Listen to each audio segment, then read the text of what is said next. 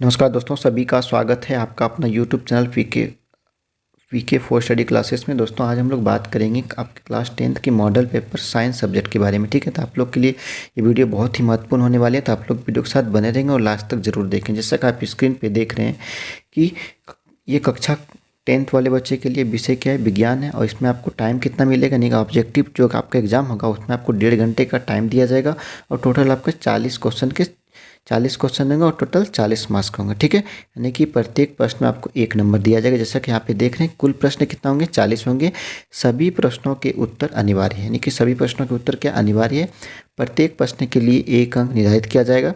प्रत्येक प्रश्न के 4 विकल्प दिए जाएंगे और सही विकल्प आपको चूज करना है, यानी कि 4 ऑप्शन देंगे। हर एक क्वेश्चन में 4 ऑप्शन देंगे, उसमें जो सही है उसको आपको चूज करना है और अपने ओएमआर शीट पे रंगना है। ठीक है, गलत उत्तर के लिए कोई अंक नहीं काटे जाएंगे। यानी आपके किसी तरह कोई क्वेश्चन गलत हो गया तो आपको उसमें कोई अंक नहीं काटा जाएगा, इसमें की नेगेटिव पॉइंट नहीं है। ठीक है, इसलिए आपको सारे क्वेश्चन को अटेम्प्ट करना है। आपको 1.5 घंटे में 40 क्वेश्चन बनाना है और बहुत अच्छे तरीके से बन जाएगा। ठीक है, टाइम अच्छा दिया गया 1.5 घंटा, उसमें 40 क्वेश्चन है। अगर आप अच्छे से प्रिपरेशन किए हैं पूरा थ्योरी से तो ये ऑब्जेक्टिव सब क्वेश्चन 40 नंबर का 1.5 घंटे में आराम से हो जाएगा। तो आप लोग वीडियो को देखते रहेंगे तो आपको ये जितने भी मॉडल सेट आए हैं आपको इस चैनल के माध्यम से पूरा सॉल्यूशन करा दिया जाएगा। ठीक है, तो चलिए हम लोग शुरू करते हैं फटाफट से।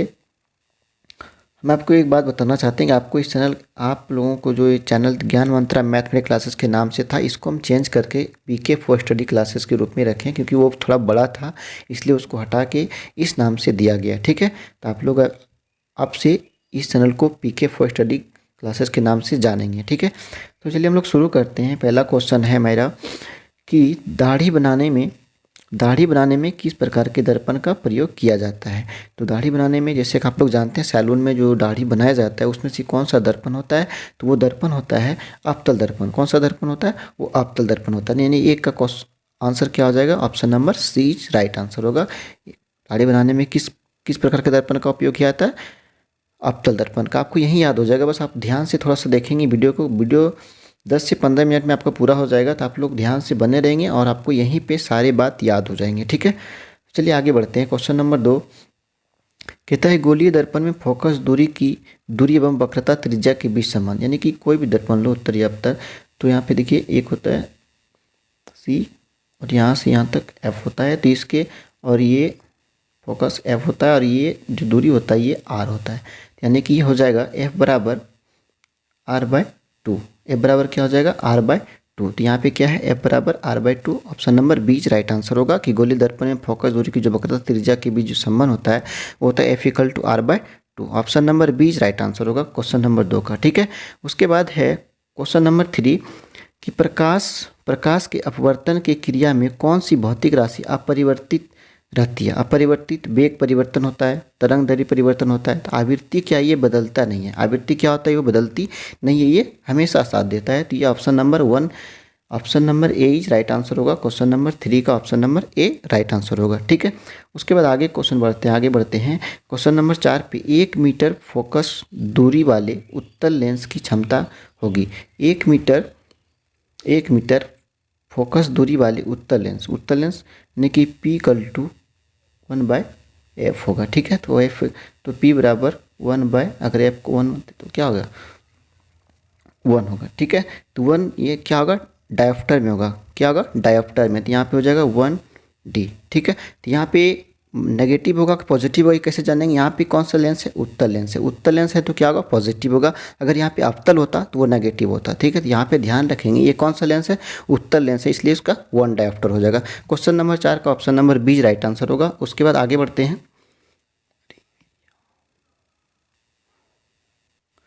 क्वेश्चन नंबर 5 देखिएगा, 4D क्षमता वाले अवतल लेंस की फोकस दूरी क्या होगी। 4D क्षमता वाले अवतल लेंस की फोकस दूरी क्या होगी। तो यहाँ पे P = अभी बताए थे 1/f होता है, या फिर f बराबर 1/pb ले सकते हैं आप। f बराबर 1/, या तो P बराबर 1/f हो सकता है, तो 1/4। अगर इसको भाग देंगे तो क्या होगा, 0.25 होगा। 1/4 को भाग देंगे तो 0.5 होगा, और इसको सेंटीमीटर में आंसर देना है। किस में देना है? सेंटीमीटर में देना है। तो इसको 100 से अगर गुना करेंगे तो क्या होगा? 25 सेंटीमीटर। कितना होगा? 25 सेंटीमीटर होगा। Option number B right answer होगा कि 4D क्षमता वाले अवतल लेंस की फोकस दूरी क्या होगी? 25 सेंटीमीटर होगी। ठीक है, तो option number B right answer होगा। आगे बढ़ते हैं, क्वेश्चन नंबर 6 देखेंगे। वाहन के अग्रदीप में किस दर्पण का उपयोग किया जाता है? वाहन के अग्रदीप यानी कि हेडलाइट जो होता है ना, उसमें किस दर्पण का उपयोग किया जाता है? तो ये यहाँ पर जगह अवतल दर्पण। किसका होगा? अवतल दर्पण। Option number A right answer होगा अवतल दर्पण का। ठीक है, क्वेश्चन नंबर 7 देखिए। मानव नेत्र के जिस भाग पर किसी वस्तु का प्रतिबिंब बनता हुआ है क्या है? क्या होता है? रेटिना होता है। यहाँ पे रेटिना का है, यहाँ पे क्या? ऑप्शन नंबर डी दृष्टि पटल को ही रेटिना बोला है। तो option number D right answer होगा, option number D. Question number 7 का ऑप्शन नंबर डी दृष्टि पटल होगा। ठीक है, आगे बढ़ते हैं। सामान्य देखिए, क्वेश्चन नंबर 8 बोला गया है कि सामान्य नेत्र का दूर बिंदु क्या होगा? सामान्य नेत्र का दूर बिंदु क्या होगा? अनंत होगा। ठीक है, अगर पास वाला होता है, दूर वाला नहीं पास वाला होता तो यह होता 25 सेंटीमीटर। लेकिन यहाँ पे क्या पूछा है? दूर वाला पूछा है, तो दूर में इसका ऑप्शन नंबर डी यानी कि अनंत हो जाएगा। ठीक है, क्वेश्चन नंबर 8 का option D is right answer होगा। क्वेश्चन नंबर 9 देखिएगा कि नेत्र में जाने वाली प्रकाश की मात्रा का नियंत्रण कौन करता है? नेत्र में जाने वाली प्रकाश की मात्रा का नियंत्रण कौन करता है? तो करता है परितारिका। कौन करता है? परितारिका। Option number C right answer होगा। ठीक है, उसके बाद आगे बढ़ते हैं। Question number 10। मानव नेत्र में प्रतिबिंब की प्रकृति क्या होती है? मानव नेत्र में प्रतिबिंब की प्रकृति क्या होती है? क्या होती है? उल्टा और वास्तविक। क्या होता है? उल्टा और वास्तविक। तो option number D right answer होगा, उल्टा और वास्तविक होता है। ठीक है, क्वेश्चन नंबर 11 देखिए। 1 किलोवाट घंटा निम्न में से किसकी इकाई है? 1 किलोवाट घंटा बराबर निम्न में से किसकी इकाई? शक्ति का, ऊर्जा का, बल का, विद्युत धारा का। तो ऑप्शन नंबर इसका हो जाएगा बी, ऊर्जा का, यानी कि 1 किलोवाट घंटा निम्न में से किसकी इकाई है? तो ये ऊर्जा का है। Option number B right answer होगा। ठीक है, अगर वीडियो अच्छा लगा हो तो इसको लाइक एंड सब्सक्राइब कर लें और जितना ज़्यादा हो सके शेयर करें। ठीक है, आगे क्वेश्चन नंबर 12 देखिए। कूलम्ब का एसआई मात्रक क्या होता है? कूलम्ब का एसआई मात्रक क्या होता है? क्या होता है? विद्युत आवेश होता है, विद्युत आवेश। Option number A right answer होगा, विद्युत आवेश। ठीक है, उसके बाद आगे बढ़ते हैं। क्वेश्चन नंबर 13 फटाफट हम लोग देखते हैं शॉर्ट में, क्योंकि ज़्यादा टाइम होने के बाद फिर आपको अगर ज़्यादा बड़ा वीडियो हो जाएगा तो फिर आपको लेंथी लगेगा, आपको देखने का मन नहीं करेगा। ठीक है, तो क्वेश्चन नंबर 13 देखिएगा।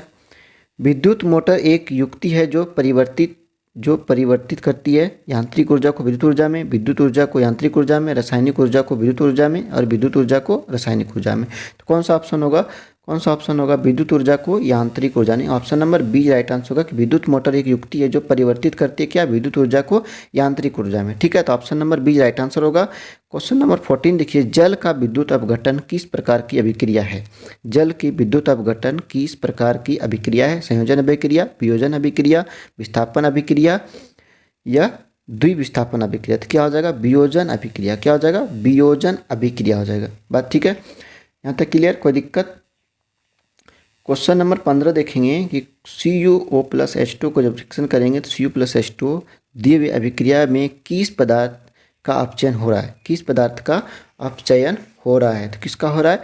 H2 का। किसका हो रहा है? H2 का हो रहा है। ठीक है, तो option number D right answer होगा, H2 का। उसके बाद 16 में देखिए दिया है कि दिए गए चित्र में किस प्रकार की अभिक्रिया हो रही है? देखिए प्रखंडीय धागा है, यहाँ पे दिया गया फिगर को देखेंगे आप, इसमें से एक बोला कि किस प्रकार की अभिक्रिया हो रही है। ठीक है, ध्यान से देख लीजिए इसको। यहाँ पे क्या Fe यानी कि CuSO4 को जब रिएक्शन किया, क्या बोला?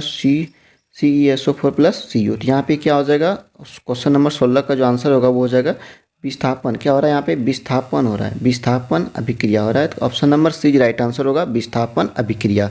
उसके बाद 17 में जाते हैं। निम्नलिखित में से कौन सा प्राकृतिक सूचक का उदाहरण है? निम्नलिखित में से कौन प्राकृतिक सूचक का उदाहरण है? कौन सा है? मिथाइल ऑरेंज, फिनाफेथेलिन, लिटमस पत्र? कोई नहीं। तो ऑप्शन नंबर 17 का जो हो जाएगा लिटमस पत्र। लिटमस पत्र ये पेड़ से होता है, ये कि निम्नलिखित में प्राकृतिक सूचक का एक उदाहरण है। ठीक है, तो लिटमस पत्र किसमें होता है? पेड़ में पाया जाता है, यानी कि वृक्ष में। क्वेश्चन नंबर 18 देखेंगे, कहते हैं किस बिलियन का पीएच मान 10 है, वह निम्नलिखित में से क्या होगा? किसी बिलियन का पीएच मान 10 है, यानी कि अम्ल कितना होता है? 7 से कम होता है, और 7 से जितना ऊपर होता है वो क्या होता है? क्षार होता है। तो option number D right answer होगा, ये क्या हो जाएगा? क्षार हो जाएगा। ठीक है,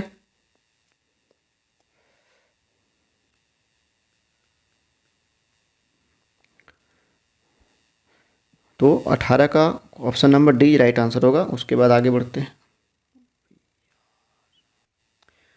क्वेश्चन नंबर 19 देखिएगा कि दिया गया चित्र क्या सूचित करता है? दिया गया जो फिगर जो है ये क्या सूचित करता है, इसको बताना है। तो यहाँ ऑप्शन देखिए, हमें हमेशा हाथ साफ रखना चाहिए, हमें प्रयोगशाला में हाथ धोकर जाना चाहिए, हमें अम्ल से हाथ धोना चाहिए। क्या ये सही बात है?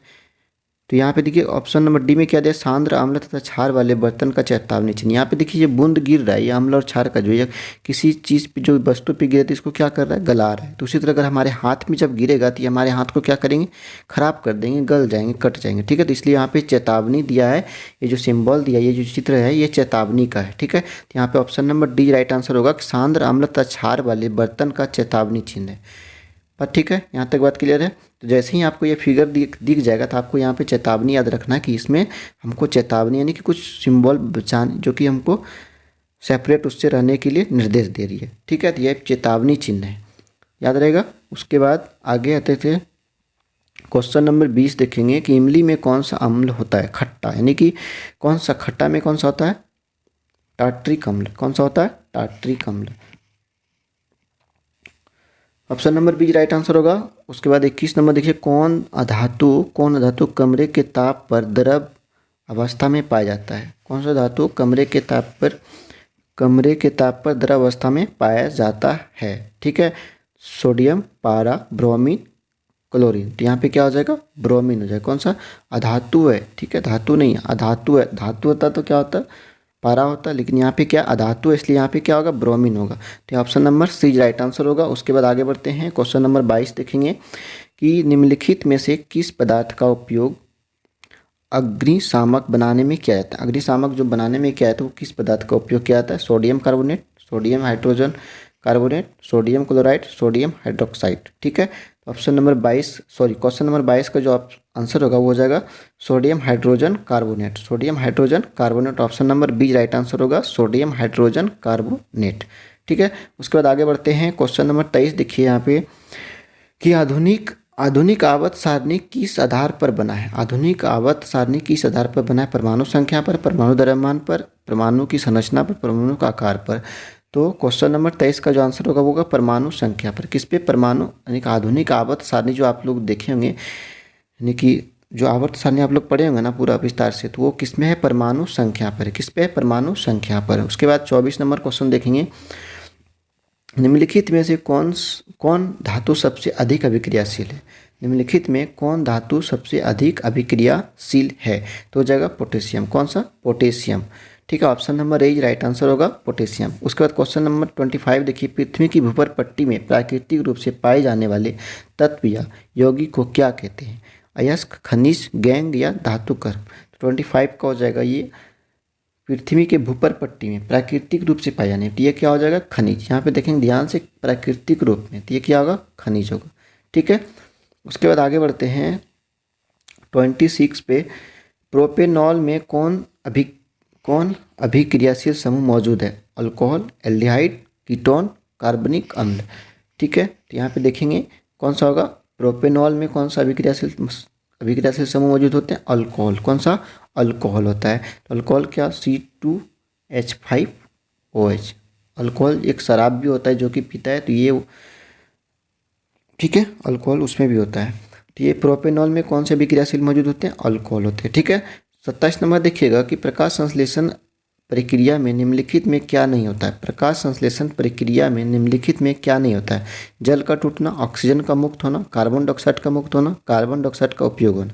यहाँ पे देखिए क्या उपयोग नहीं होता, यहाँ पे पूछा है, नेगेटिव क्वेश्चन है